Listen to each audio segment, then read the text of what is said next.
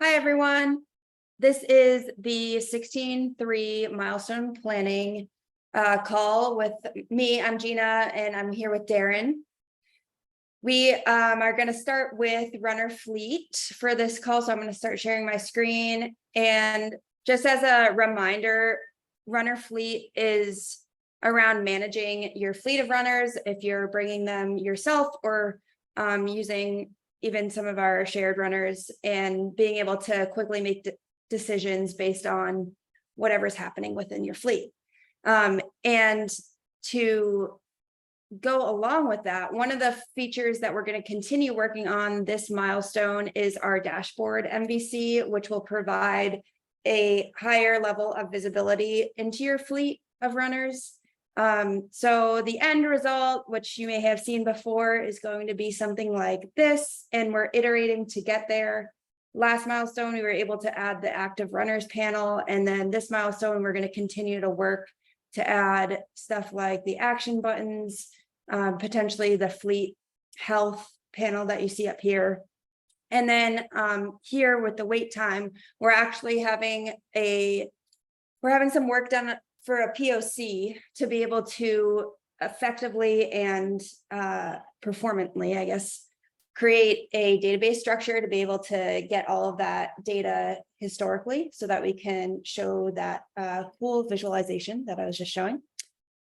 And then those are like the two biggest things that we're working on. For UX, we're gonna continue analyzing mental model research that we started last milestone. This is kind of a big thing for us to sort out the terminology that we're using across runners, and then just learn how people are conceptualizing those, how our users are, so that we can better design the experience to match how you think about runners. And then another huge thing that we're going to work on this milestone for UX is an MVC for runner cost visibility. So we've heard from multiple users that it's difficult to see what the infrastructure costs are when you're even bringing your own runners. And it's really important to even be able to sort that out according to groups and projects in your team. So we're going to start with a very simple, hopefully, MVC, and also a vision will come out of this so that we have an idea of where we're going to go next. And that's about it from Fleet. So I'll give it to Darren for Runner Core. Hey, Jen, thanks a bunch. So, hi, folks, this is Darren again. And so just to level set for everything Runner Core, I've gotten a couple of questions from customers over the past few weeks or so, like, hey, Darren, what's the Runner Core strategy? What's the Runner Core roadmap look like? Are you doing new things with the architecture? And I want to just kind of have everyone first, when you get thinking about a question, first come to our Runner Core direction page. And as you can see here, I revised the content of this page back on July 6th. So it's pretty fresh.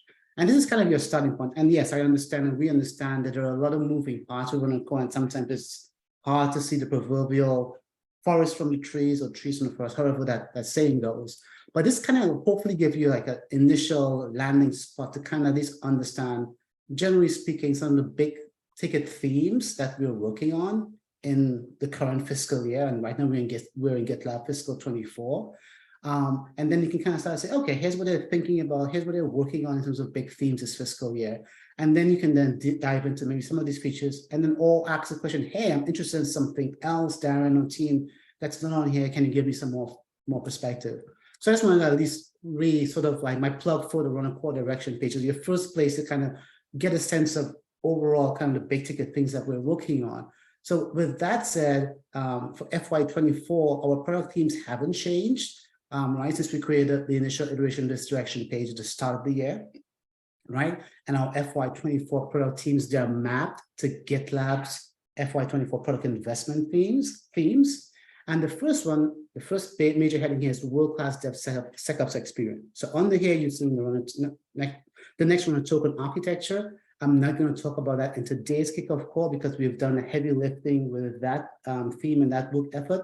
The next bit of work you'll see, or communications around that, will start coming out in 16.5 or so, when we start talking about migration and deactivating certain things, right? But there's no new features planned on that. We've done all of that work already. The next one here is next runner auto scaling. So the value prop for next runner auto scaling and why it's super important to large swaths of our customers, right? We have customers on GitLab SaaS, that's, as Gina was pointing out, that manage their own runners. We have customers that have self-managed instances of GitLab, obviously, and they themselves, of course, have to manage runners.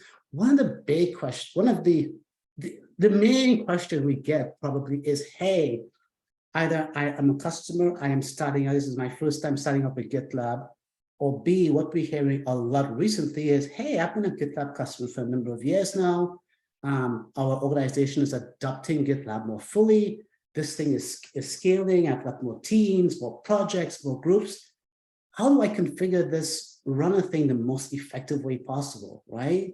What's the best method? Do I have dedicated runners at a project level? Do I have dedicated runners at the group level? Do I have dedicated runners at the instance level?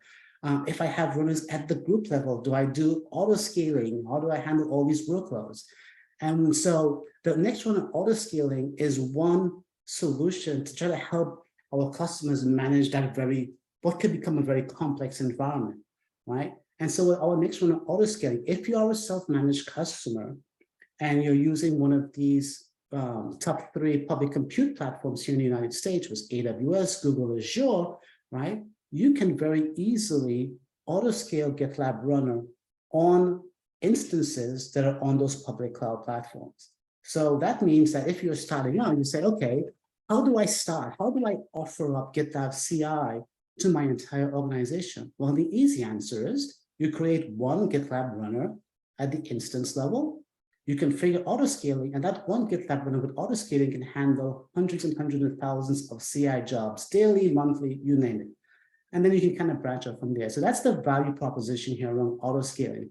It's giving you a very easy way to set up a runner environment that can automatically scale up and automatically scale down as your workloads demand. And so what we've been working on is a new auto scaling architecture, right? We're calling the next runner auto scaling. It has a whole new set of components, and we're doing it for ourselves. We're creating the plugins for EC2, Google, and Azure. So with that said, in 16.3, now finally getting over the 16.3 iteration plan, because I completely did a complete sidebender there, gave you a bit of a mouthful. In 16.3, on that particular theme and feature set, what we hope to get done is transitioning the plugin for Azure virtual machines from experimental to beta. In 16.2 right now, we're hoping to do the same thing for the AWS EC2 plugin, which is currently in experimental. If the transition of the AWS EC2 plugin from experimental to beta does not happen in 16.2, that will roll over to 16.3.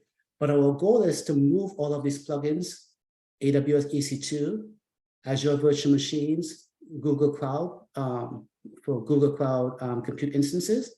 Our goal is to move those to beta in the next 2 months. And then after moving from beta, by late Q3, early Q4 of this fiscal year, my goal is to move those plugins to GA and move the entire next runner auto scaling solution to GA. So customers in the auto scaling solution can start thinking about, yes, I can adopt and migrate to this new auto scaling. So that's kind of the value proposition of that big theme. And that's what we're working on in 16.3, specific to auto scaling. We have some other small features, I shouldn't call them small features, other features here that are planned, but they're sort of within the core runner code base. And then another area of investment, again, just to reiterate this theme every iteration, first order of business, security issues, vulnerabilities in the core runner product. Next order of business is our continued efforts to address long-standing bugs in the core runner product to ensure that runner core itself is stable, reliable, et cetera, to ensure that you can run your CI/CD jobs at scale.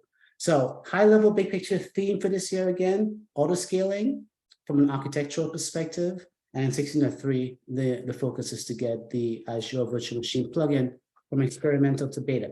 And just to wrap up put a bow on the runner auto scaling solution, I've also had a couple of customers ask, and actually very recently this morning, hey, we really want to go start migrating our runner fleet to the new autoscaler. Can I do so? We understand it's an experimental. My suggestion, if anyone looking at the video, is my recommendation is to give us a call, start a POC as soon as possible, because as soon as you start a POC and as soon as you start playing with it, the more feedback, we'll get your feedback and we can determine if there are any edge cases, if there are any critical issues that we're missing. My recommendation is do not wait. If you want to try it out, let's start trying it right now in a self-contained environment. Start small. Even though it's experimental, we are actually dogfooding it right now in GitLab SaaS for our own macOS runner fleet. So we're looking at the kinks at scale as well. So that's it for RunACall 1603. Back to you, Gina. Sorry, I kind of went long. No problem. No, I think the overview is very helpful for everyone watching. So yeah, that sums up our 16.3 plan. And as always, if you have any questions or feedback, please feel free to reach out to either Darren or I. Thank you.